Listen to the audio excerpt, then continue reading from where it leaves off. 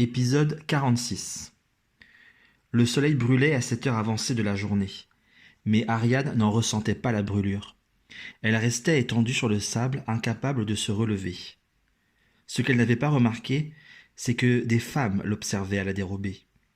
C'étaient des habitantes de Naxos. Elles étaient cachées derrière les arbres de la forêt qui bordaient la plage et n'osaient pas s'approcher. Elles étaient émues devant un tel désespoir. L'une d'entre elles se mit à implorer le dieu protecteur de l'île.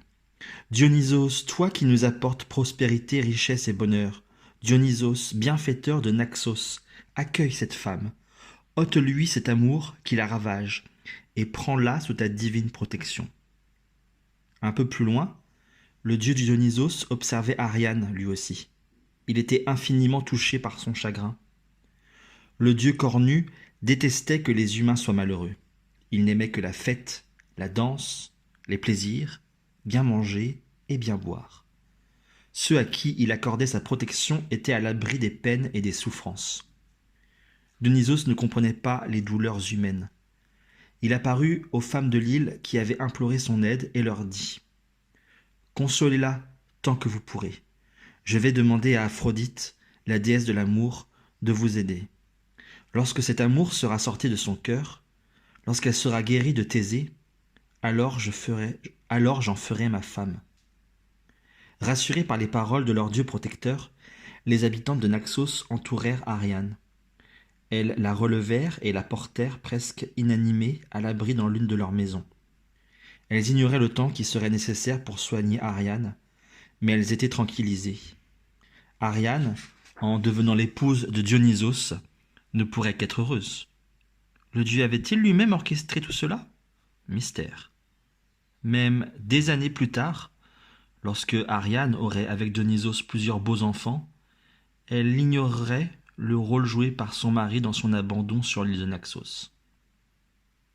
Pendant ce temps, le bateau de Thésée avait été poussé par la tempête jusqu'à l'île de Délos. Thésée était accablé. Comment avait-il pu laisser Ariane sur cette plage ? Comment avait-il pu se montrer aussi ingrat ? Pourquoi avait-il couru vers son bateau sans emmener la jeune femme ?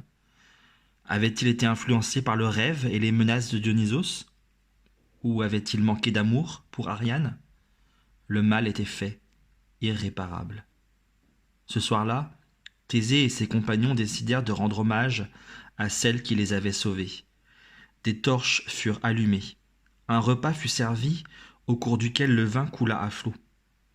Thésée avait disposé au centre d'un cercle de feu la petite statuette d'Aphrodite sculptée par Dédale, le cadeau d'Ariane. La lueur des flammes se projetait sur la silhouette de la déesse, on l'aurait dit en feu. L'image d'Ariane se superposa à celle de la déesse. Thésée se leva et, saisissant une torche, il se mit à tourner autour de la statue. Son corps exécutait une sorte de danse, malgré lui. Les mouvements s'enchaînaient, d'abord lents, puis de plus en plus saccadés. Thésée traçait des cercles et des formes sinueuses.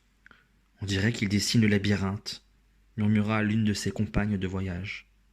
La jeune fille était hypnotisée par les gestes de Thésée. Elle se leva à son tour et entra dans la danse.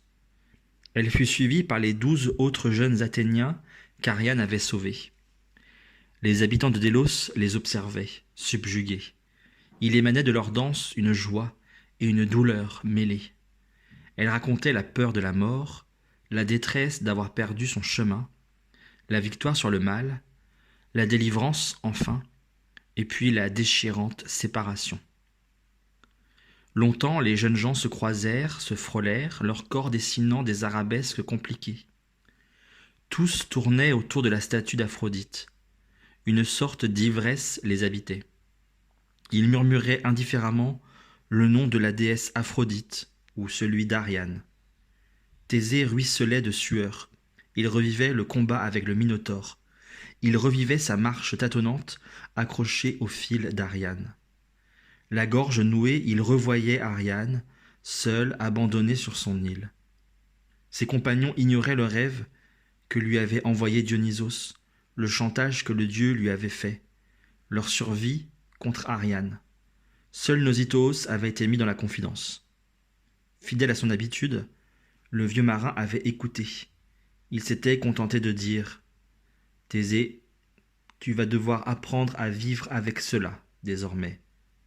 Tu dois faire le deuil d'Ariane et craindre la vengeance des dieux. » La danse du labyrinthe, envoûtante, semblait ne jamais devoir prendre fin. Resté à l'extérieur du cercle de feu, Nosithos observait Thésée en train d'exorciser son malheur. Cette cérémonie suffirait-elle à calmer la colère des dieux ?